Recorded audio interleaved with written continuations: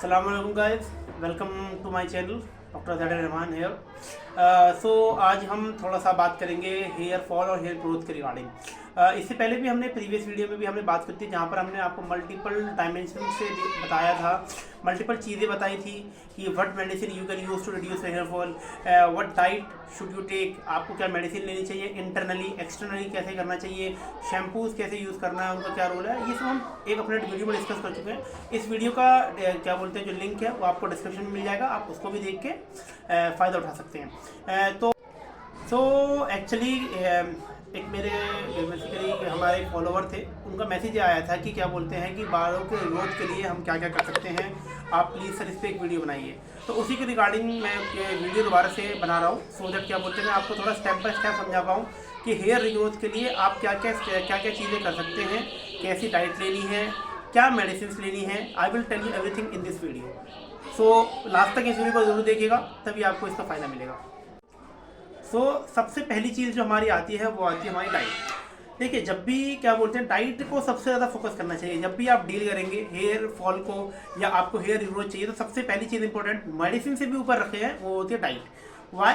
क्योंकि जनरली क्या है, हमारी बॉडी के अंदर हम जो भी खाते हैं, जब वो मेटाबॉलाइज होता है हमारी बॉडी में, तो सबसे लास्ट में जो हमारे टर्मिनल पार्ट्स हैं वहाँ पे पहुँचता है। तो हमारी बॉडी में कोई भी क्या बोलते हैं मेटाबॉलिज्म अगर सही नहीं चल रहा, तो हमारे स्किन पे, जो हमारे टर्मिनल पार्ट है स्किन और हेयर्स पे, उसका इफेक्ट देखने को मिलता है। ठीक है, अगर मान लो आप अच्छा नहीं खा रहे हो, आप प्रॉपर हाइड्रेटेड नहीं हो, तो आपकी स्किन पे उसके असर आएंगे, आपके हेयर्स ब्रिटल होते चले जाएंगे, आपको हेयर फॉल स्टार्ट हो जाएगा। तो इसलिए डाइट का सबसे बड़ा रोल है। आप जितना अच्छा खाएंगे, जितना आपके मोशंस सही रहेंगे, आपका लीवर का मेटाबॉलिज्म करेक्ट रहेगा, उतना आपके बालों का ग्रोथ अच्छा दिखेगा। जस्ट बिकॉज वो भी बालों को भी एक नरिशमेंट चाहिए होती है, it is in also an organ of our body, तो उसे भी एक नरिशमेंट चाहिए। अगर नरिशमेंट अच्छे से मिलेगी तभी आपको फायदा मिलेगा। आप पे क्या बोलते हैं, इसलिए अपनी डाइट पे सबसे पहले फोकस करें रादर देन एनी मेडिसिन। तो what diet should be take for hair regrowth and for managing hair fall? तो सबसे पहली चीज़, as I have told you, omega 3 fatty acids का बहुत अच्छा रोल है in the case of hair fall और हेयर रिग्रोथ। तो आप उसको डाइट के थ्रू भी ले सकते हैं। अब कौन कौन से ऐसी डाइट्स हैं, जैसे कि आप वॉलनट को यानी अखरोट को अपने डाइट में ऐड करें। इसके अलावा सेकंड नंबर पे फ्लैक्स सीड को आप ऐड करें। तो ये सब चीज़ें जो होती हैं ये बहुत ही अच्छे मतलब ओमेगा 3 के रिच सोर्सेज हैं।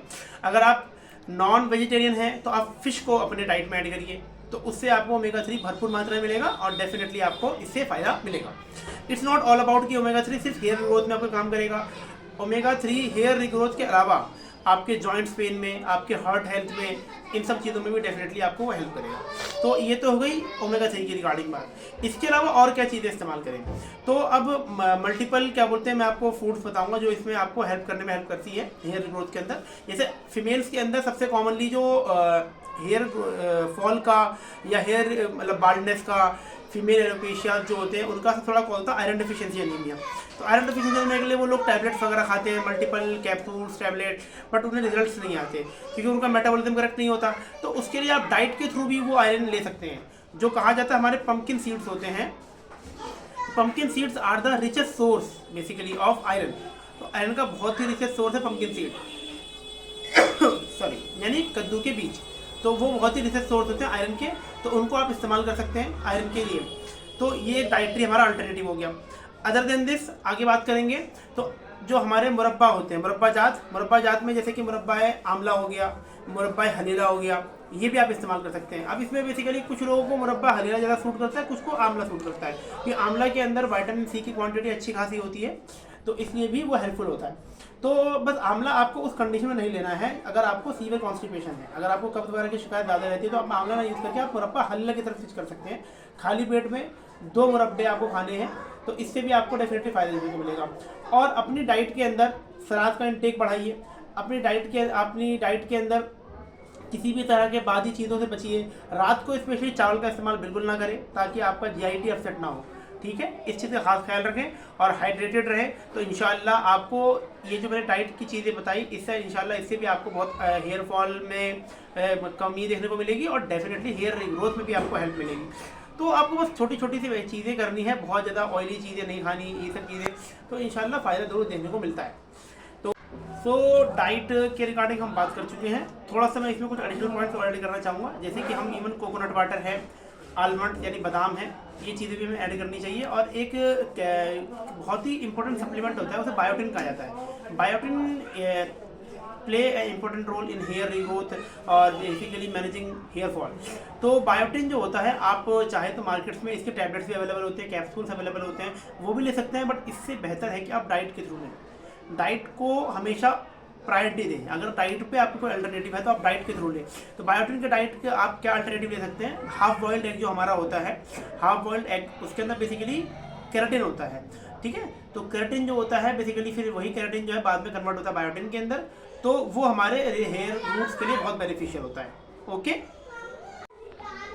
Now we come for the medicinal part. Basically medicinal part में हम बात करेंगे थोड़ा सा। मैं इसमें आपको यूनानी मेडिसिन भी डेफिनेटली बताऊंगा और कुछ सप्लीमेंट्स भी बताऊंगा जो आप ले सकते हैं।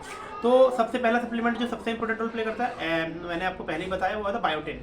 तो बायोटिन के सप्लीमेंट्स आपको ऐड करने चाहिए। ओमेगा 3 फैटी एसिड्स आपको ऐड करने चाहिए।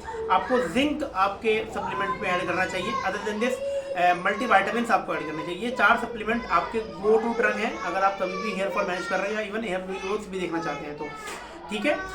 इसके अलावा यूनानी की अगर हम बात करें, स्पेसिफिकली इंटरनल मेडिसिन की अगर हम बात करें, तो इंटरनल मेडिसिन में यूनानी में जैसे जवानिश आंवला हो गया, जवानिश शाही हो गया सॉरी, इसके अलावा इतरीफल मुकव्वे दिमाग है, इतरीफल उससे खुदूस है, इतरीफल कुछ नहीं है, as per the need of the patient, as per the मिजाज, वो बेसिकली हम यूज़ कराते हैं पेशेंट के अंदर, ठीक है।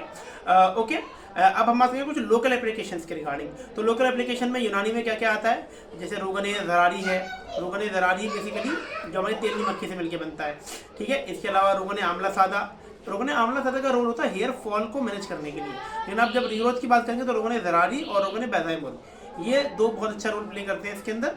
और तो ये तो ही बात लोकल एप्लीकेशन की। फिर शैम्पूज वगैरह आप स्काल्प क्लीनिंग के लिए इस्तेमाल कर सकते हैं। आप प्रीवियस वीडियो में आपको समझाया था वो कैसे एक्ट करते हैं, ठीक है। तो फिर आगे बात करेंगे हम कि और इसके अलावा क्या थेरेपीज हम कर सकते हैं ताकि हमारे हेयर रीग्रोथ हो। Okay, so I am talking about therapies. Therapies की बात करेंगे तो थेरेपीज़ के अंदर लीज थेरेपी बहुत ही अच्छी होती है हेयर ग्रोथ के लिए। अगर आपको एलोपेशिया एरियाटा हो, एंड्रोजेनेटिक एलोपेशिया है, तब भी आपको लीज थेरेपी, लोकलाइज जिस पोर्शन पे आपके हुआ है वहाँ पे आप लीज थेरेपी करें, आपको डेफिनेटली इंशाल्लाह रिजल्ट देने को मिलेंगे ही मिलेंगे। इसके अलावा दूसरा होता है, वो होती है पीआरपी थेरेपी। तो पीआरपी थेरेपी भी आप कर सकते हैं। पीआरपी भी क्या करता है, पीआरपी ग्रोथ फैक्टर्स रिलीज करता है लोकली, और उससे आपको ग्रोथ देखने को मिलती है। थर्ड आती है आपकी इसके अलावा डर्मा रोलर्स। तो डर्मा रोलर्स का डेफिनेटली रोल है। इवन डर्मा रोलर्स आप किसी डॉक्टर से, क्वालिफाइड डॉक्टर से कराएं ज़्यादा बेहतर रहेगा, वरना आप घर पे भी आप मैनेज कर सकते हैं। आप 0.5 ml का डर्मा रोलर परचेज करके आप उसको एवरी 15 डेज आप उसको रोल कराएं अपने पूरे स्काल्प के ऊपर, ठीक है। तो उससे आपका क्या होगा, उससे आपके जो सर्कुलेशन बढ़ेगा स्काल्प का, जब सर्कुलेशन बढ़ेगा तो ऑटोमेटिकली वहाँ पे आपको ग्रोथ देखने को मिलने वाली है। तो ये 2-3 चीज़ आप कर सकते हैं।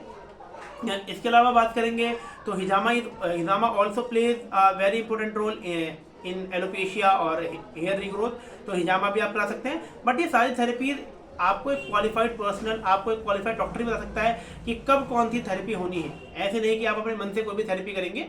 तो इस तरीके से आपको करना है तो कि क्या बोलते हैं, आप किसी अच्छे क्वालिफाइड यूनानी फिजिशियन के पास जाएं, आप उसको अपनी पूरी कंडीशन बताएं, वो आपको प्रॉपर डायग्नोस करेगा नर्व्स के थ्रू, तब वो बताएगा कि आपके अंदर किस किस्म का गलबा है, या क्या मिसमैनेजमेंट आप हो रहा है, क्या आप सो नहीं पा रहे, उठ नहीं पा रहे सही से, या आपका खाने पीने में कोई मसला है। तो सारी चीज़ें रूल आउट करके तब आपको एक पर्सनलाइज्ड आपको पूरा हेयर केयर बताएगा, तब आपको इंशाल्लाह बेटर रिजल्ट देखने को मिलेंगे। इट्स नॉट लाइक कि मैं एक ही मेडिसिन या एक ही थेरेपी के थ्रू मैं आपको क्या बोलते हैं ये कर दूँ कि आप ये मेडिसिन ले लो या थेरेपी कर लो आपका हेयर रिग्रोथ हो जाएगा, ऐसा कभी भी नहीं होता, ठीक है। हाँ, बट कुछ जनरल सप्लीमेंट्स होते हैं, मैंने आपको बता दिए, वो आप जरूर यूज़ करें तो आपको हेल्प जरूर मिलेगी। बट आपको अगर 100% रिजल्ट चाहिए तो definitely you should go to a doctor. Thank you so much for watching. इंशाल्लाह मिलते हैं नेक्स्ट वीडियो में। Follow for such more videos.